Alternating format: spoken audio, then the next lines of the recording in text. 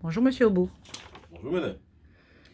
Vous êtes le président de Côte d'Ivoire pour tous dans la justice. Et actuellement, le coronavirus fait un ravage dans le monde.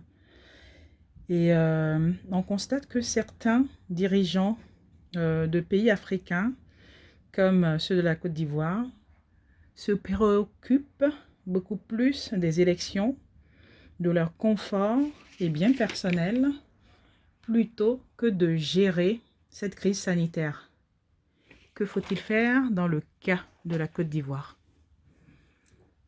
Dans le cas de la Côte d'Ivoire et surtout la Côte d'Ivoire pour tous dans la justice, je tiens aujourd'hui et sincèrement dans cette situation difficile à apporter mon soutien au peuple ivoirien qui vivent vraiment drame sur drame depuis des années. Notamment drame depuis 10 ans, depuis que Draman est arrivé avec son équipe et toute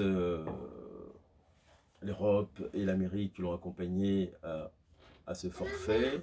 Drame par rapport à ce qui se passe en ce moment dans la guerre sanitaire que nous vivons un peu partout dans le monde, où l'épicentre aujourd'hui, c'est l'Europe, notamment l'Italie et l'Espagne. Donc, tous les pays prennent des mesures vraiment draconiennes par rapport à la situation. Et malheureusement, au niveau africain et surtout ivoirien, on a affaire à de la comédie, à des mesurettes, à des mesures qui n'ont rien à voir avec la réalité, c'est-à-dire avec le monde. Par exemple, euh, on a recoupé la Côte d'Ivoire en grand Abidjan, dans lequel il y aura des mesures de restriction, et le reste du pays. Mais ce virus, il n'a pas de limite. Le virus, il va partout. Ceux qui sont dans le grand Abidjan, ils vont bien aller dans le petit Abidjan. S'il y a grand, il y a petit. Le petit Abidjan, c'est-à-dire dans les villages et les autres pays qu'on appelle petits, il n'y a pas de petit. Le virus, il va des deux côtés. Donc ceux du grand, ils vont aller contaminer les petits vont aussi contaminer les grands, et c'est du n'importe quoi.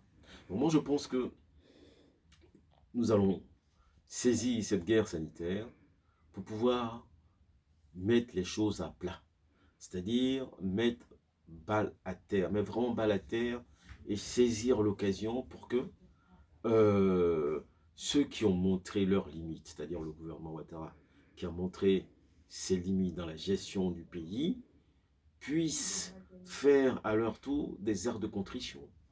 Déjà demander pardon au peuple ivoirien et en profiter en même temps pour donner la démission de toutes les institutions. C'est-à-dire la démission d'abord de Draman et son équipe, la démission de tous les parlementaires, aussi bien les députés que les parlementaires du Sénat, parce qu'ils ont montré vraiment leurs limites sous cette guerre sanitaire. Ils étaient en train de changer la constitution.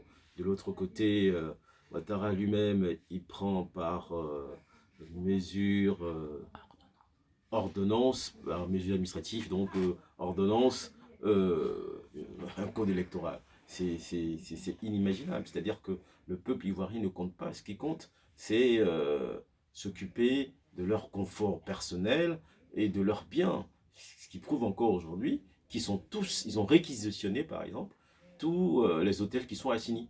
Mais Assini, c'est les plages de la villégiature. On va à Assini pour s'amuser. Assini, c'est la, c'est la dépravation totale. Donc on ne peut pas, dans une situation de guerre où nous sommes, voir des gens qui sont censés être des autorités aller en villégiature à Assini, hein, alors qu'ils gèrent le pays.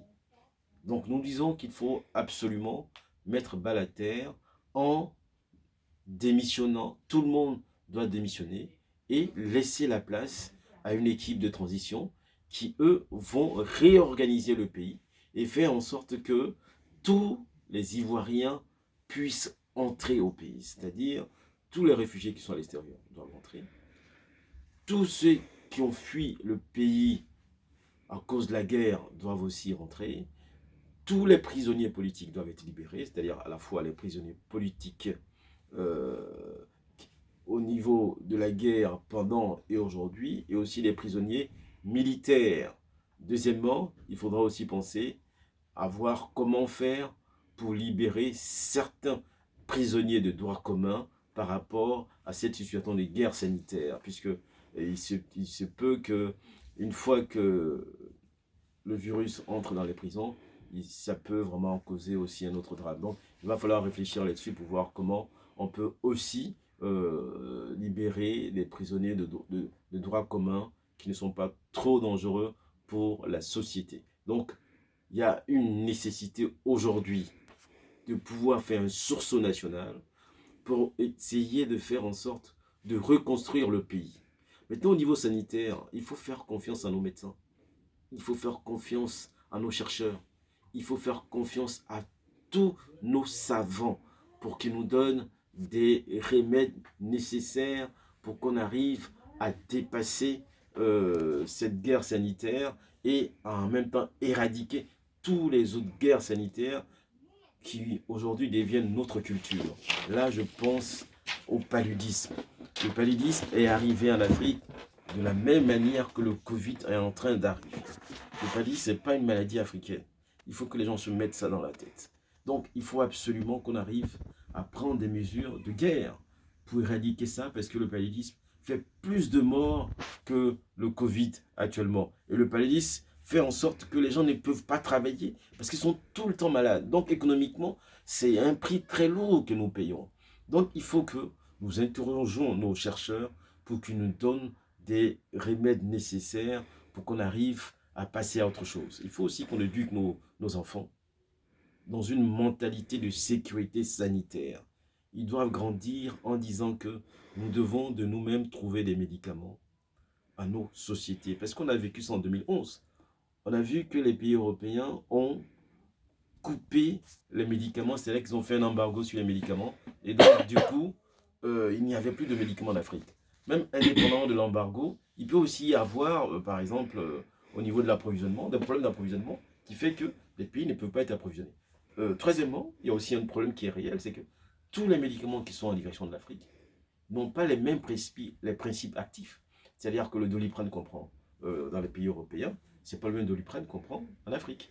Tu vois? Donc je pense que à travers tout ça, les Africains et les Ivoiriens ici doivent se souder, doivent faire un effort d'un sursaut national pour qu'ensemble, on passe à un autre cap. C'est-à-dire qu'on doit maintenant tourner la page de Draman de façon définitive et regarder vers l'avenir, vers une nouvelle Côte d'Ivoire dans laquelle chacun a son rôle à jouer. Donc, veillez à vos familles, veillez à vos enfants, faites en sorte qu'ils puissent être sécurisés dans ce drame qu'on est en train de vivre, parce que vous ne pouvez pas compter sur le gouvernement, parce qu'ils ont prouvé que vous ne pouvez pas compter sur eux, parce qu'ils passent leur temps à vous frapper dans la rue pour une histoire de couvre-feu, à vous humilier. Donc, prenez-vous en charge, restez à la maison, faisons en sorte qu'il y ait cette solidarité qu'on a toujours eue pour que ce drame puisse réellement s'arrêter. Et derrière tout ça, nous devons aussi penser au lendemain. Et le lendemain, c'est quoi? C'est de faire en sorte que vraiment, aujourd'hui, tous nos laboratoires puissent être des laboratoires dans lesquels nous avons mis nos propres financements, nos propres chercheurs, qui en retour nous donneront ce dont on a vraiment besoin. Je vous remercie.